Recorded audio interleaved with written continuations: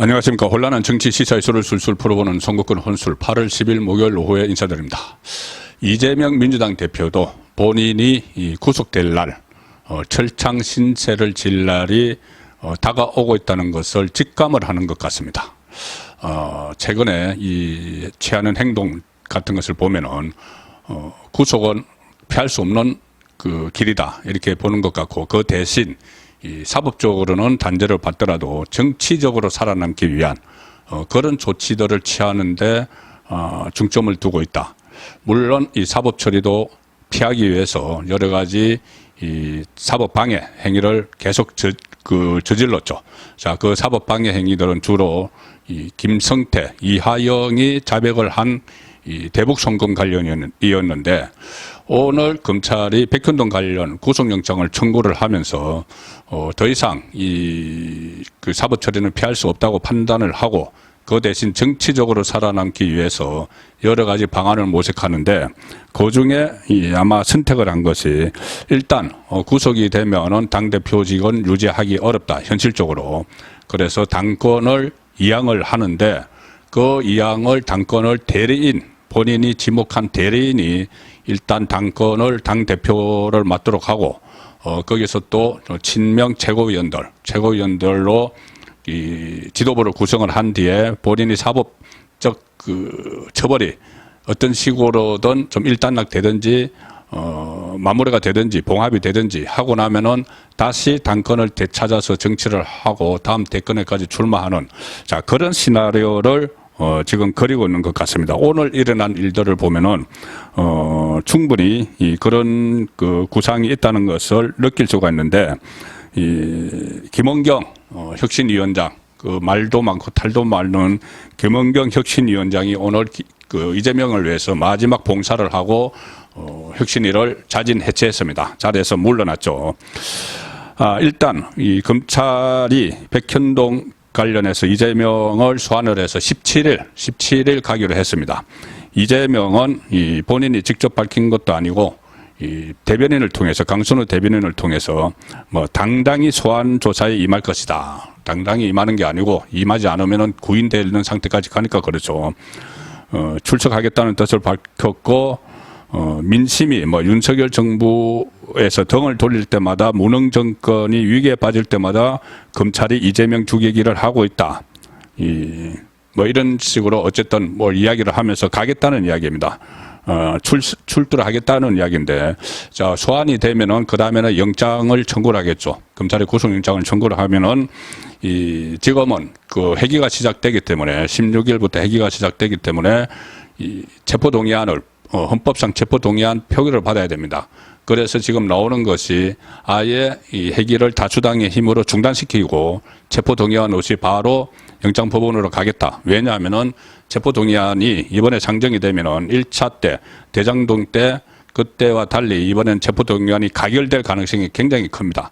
그러면은 국회에서 체포동의안이 제1야당 체포동의안이 가결이 되어버리면은 그것도 민주당의 다수 의석인데, 정치적으로 사망선고를 받는 거나 마찬가지죠. 민주당 대표가 다수 의석인 민주당이 주도를 해서 이 체포동의안을 가결을 시키면은, 그래서 그걸 피하겠다는 겁니다. 그렇게 되면은 정치적으로도 사실상 끝나고, 이 사법적으로도 단죄를 받기 때문에 일단 정치적으로 파산을 하는 그 방향은 막아야 되겠다고 해서 영장법원으로 바로 가는 그런 수를 지금 쓰고 있는 것이죠.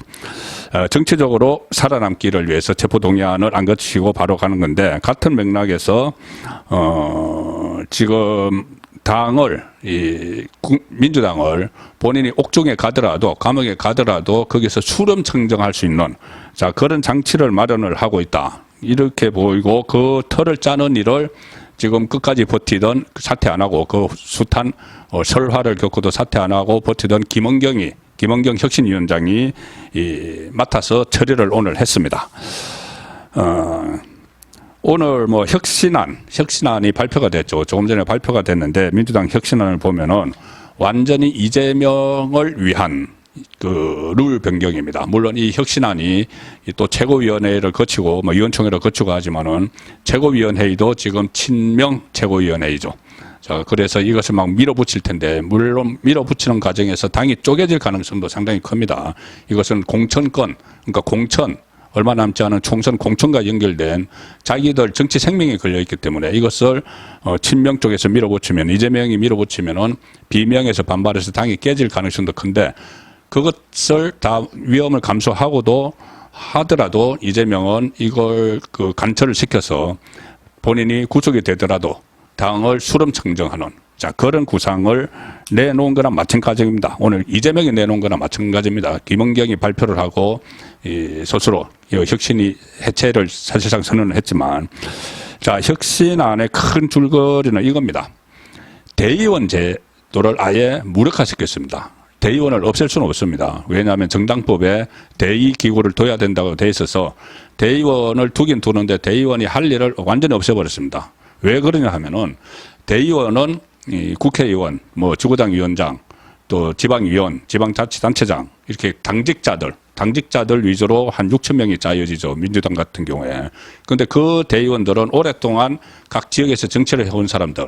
그러니까는 그 친명이 아닙니다. 친명은 새로 형성된 그룹이죠. 그 전에 친문, 친이낙연 이쪽이 거기 상당히 많이 있죠. 대의원 쪽에.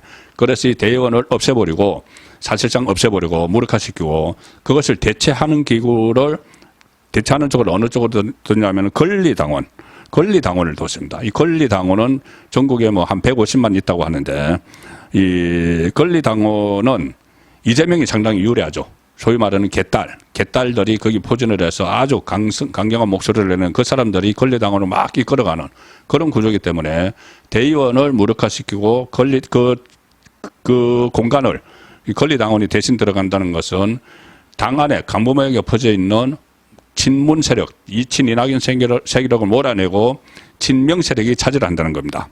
자, 이 당 대표 최고위원을 뽑는 지도부 경선에서 지금까지는 어떻게 되어 있냐면은 민주당이 지도부를 뽑을 때 권리당원 40%, 대의원 30%, 대의원이 30%나 들어갔습니다. 여론조사 25%, 일반당원 3% 이렇게 해서 뽑았는데, 이걸 오늘 혁신안을 발표하면서 어떻게 바꿨냐면은 권리당원 70%, 여론조사 30%.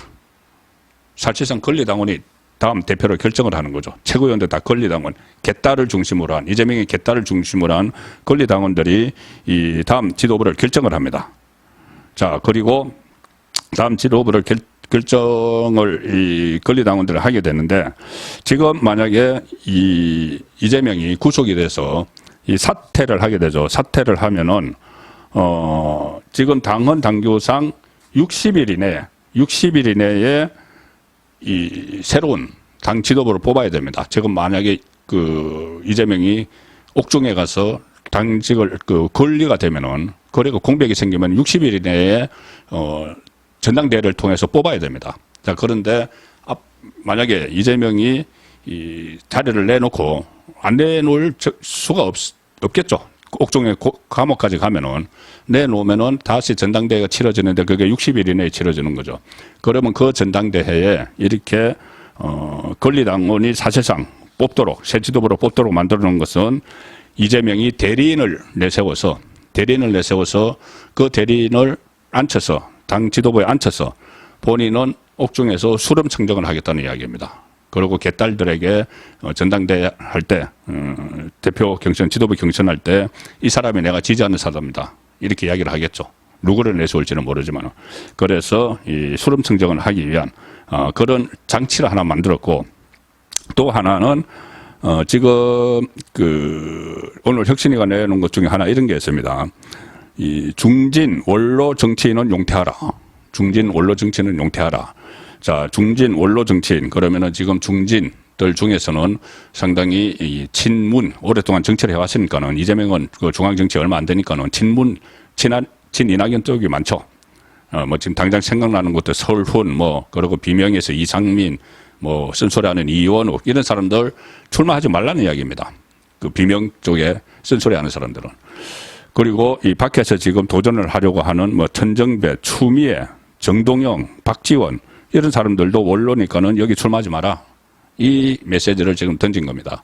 자, 그래서 말씀드린 대로 이게 반발을 사면서 비명계 그리고 원로들 중진 원로들 반발을 사면서 당이 쪼개질 가능성도 있는데 어쨌든 지금 상황으로 보면은 그 당이 쪼개지지 않으면은 이재명의 구상은 본인이 사법적으로 단죄를 받아서 구속이 되더라도 정치적 영향력을 여전히 갖고 있겠다. 그래서 이 룰을 지금 바꿔서 본인을 추종하는 개딸들이 다음 지도부를 결정을 하고 그 지도부를 이재명이 옥중에서 수름 청정을 한다. 그리고 60일 이내에 전당대회를 치르면은 그 대리인을 대표로 당선시킨다. 물론 최고위원들도 친명 쪽에 지령을 줘서 다 그렇게 하겠다는 이야기죠. 그래서 이 옥중에서도 사실상 본인이 공천권을 행사하는 그런 구도를 그리는데 그러다가 나중에 어느 정도 사법 리스크가 뭐 완수가 되든 어떤 봉합이 되든 그때 다시 정치권에 복귀해서 대권을 노리는 자 그런 프로그램을 지금 짠 것 같습니다. 러시아의 푸틴 같은 경우에 본인이 임기가 다 돼서 그럴 때는 대리인을 대통령으로 내세워서 본인은 그 뒤에 있다가 다시 등장을 하고는 그렇게 했죠. 아마 푸틴 전략이 아닌가 그렇게도 싶은데 자 그런 작업의 그 마지막 봉사를 본인을 혁신위원장으로 만들어주고 아주 중간에 사퇴도 안 시킨 그 많은 설악하셔서도 사퇴를 안 시킨 김원경이 이재명에게 마지막 봉사를 하는 혁신한 발표가 오늘 있었습니다. 선거권의 혼술이었습니다.